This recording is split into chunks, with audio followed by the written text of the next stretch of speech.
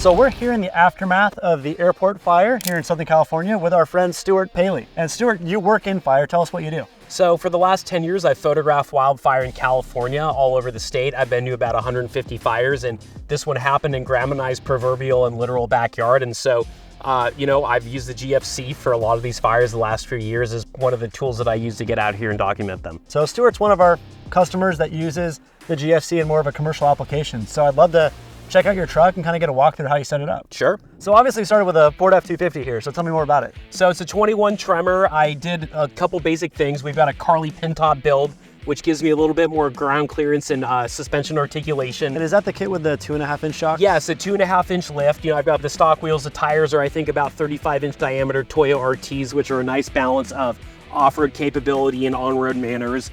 And then, the stock running boards here. And then I've got a little light bar here with an ARB flood and spotlight, and then a couple of amber strobes for photographing fires. So what do the strobes do for the fire? Well, basically when you're at a fire, it can get really smoky and visibility can't be great. So the amber strobes basically are, if I'm parked off the side of a road or something, that I don't get rear-ended by a fire engine or somebody evacuating, it doesn't hit me. It's just a visibility and safety. So kind of like thing. a dust light. Yeah, it's a dust light essentially. Yeah, and then you got the 7.3 Godzilla. Yes, it's a 7.3 Godzilla. I love having the naturally aspirated gas engine. I don't tow very heavy payloads, so the diesel was an appealing option, but for budget and weight, the Godzilla was something that I could get at the time when it was hard to find the right truck.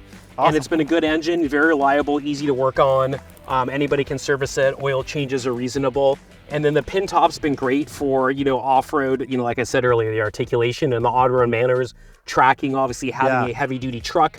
You're making some compromises with that on-road quality, and I found that this is a nice way to kind of lessen those compromises. Yeah, and then aftermarket leaf spring pack in the rear as well, Deaver, looks like? Yeah, this is a Deaver custom leaf pack. Cool.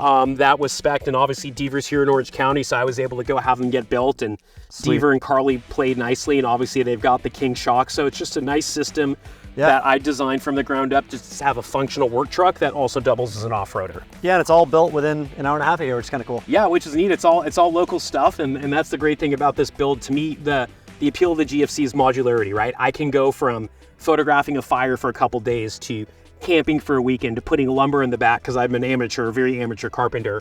And so it's just got everything I need and nothing that I don't, and I can have a truck but also camp in it. And having had bigger campers on this truck, which were very nice, which I liked a lot, I lost the ability to have a truck. So this gave me the ability to still do truck stuff and also camp. So in the back here, obviously we got a GFC V2, looks like an earlier unit, and got a deck drawer system in the back. Yeah, the deck, this I love that the flexibility I get with this. I can keep all my recovery gear, extra batteries, change of clothes, MREs, camp stoves, some of those basics that I want to have with me at all times in here.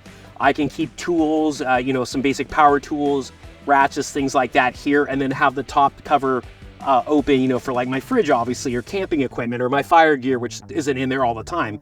And I can just sort of have that in and out as I need. So you've got a fridge, you've got a big battery in the back there, it looks like. Mm-hmm. And I've got about 400 watts of solar on the roof, which is nice. So it keeps that fridge running 24/7, gives me enough power from my Starlink Mini. And, I just have this little water pump here. So, I have fridge, internet, running water. I've got sort of the basics to camp for a weekend. I can take a +1 or a girlfriend and have them still be comfortable. Yeah, and what solar setup are you running on the roof? So the solar setup, it's 400 watts of generic brand panels, and it just is run through an MC4 cable to like a little 2,000 watt Bluetti battery inverter unit, which is very similar to like a Goal Zero type of a thing. Yep. And it's all plug and play. So, most people, you don't need to be an electrician to do this. I mean, it's basically putting Legos together and wiring it up, and it's in a series. So the panels are jointed together for higher voltage, and it just is a very reliable system. The battery takes care of itself, and it's very self-sustaining, so I don't have to think about it much. It just works. Yeah, totally. So you leave the fridge in here all the time. The fridge is in here running 24/7. Always running. Yeah, always running, and that way, it's 105 degrees out, I've got cold Gatorades in there, and I can go photograph a fire and stay hydrated. So it's, again, everything that I need. So obviously we're wearing these really cool yellow shirts. What are the necessities that you need to carry when you're out at a fire? So in California, as media, if you're credentialed, we're allowed to photograph at fires, but the flip side of that is you have to be safe.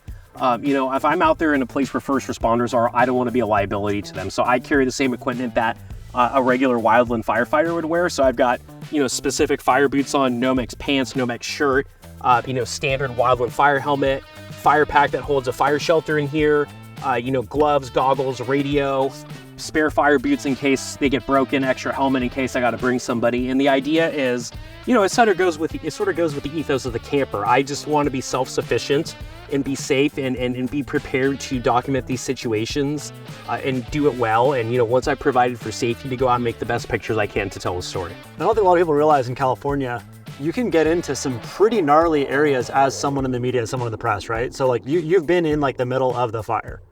Absolutely, and that's the thing, right? We have this great access that is there by law, but at the same time, there's great responsibility with that because you can put yourself into a situation if you're not being safe.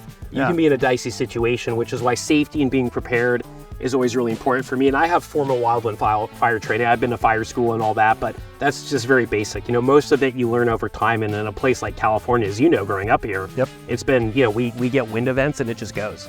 So what's your goal in covering these fires? Well, one of the biggest things is, the Forest Service work for not a great pay. Sometimes the hours are really rough, and I'm really big on promoting the work that they do, both at, on the federal level with the Forest Service and at places like CAL FIRE and the state level, that these men and women are out there busting their butts weeks, months at a time away from their families and homes. And, I think they need to get paid a little bit more, and I just want to show the public the work that they do. Yeah, so on the GFC here, we've talked about the solar. You've got this Alucab 270 awning out here. So this Alucab awning is great. I really like it. It took a little bit of finagling to fit on here, but obviously I used the GFC billet brackets and then had a custom press brake bracket for the back to help with flex.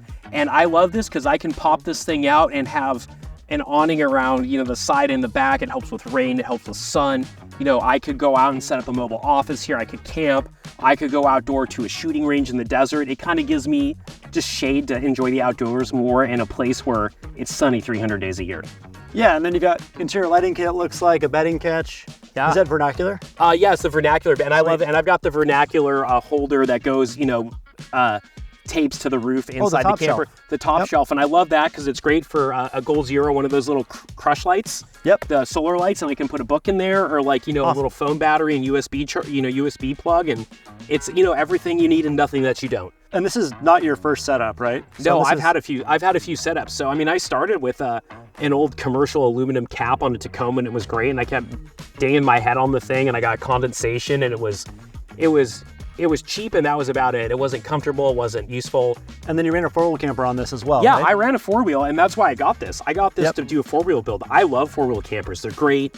They're also made in America. I love right in California. What they do. They're right here, and they slide in, and they're great. But the thing is, when you put a four-wheel camper in your truck, it's a camper.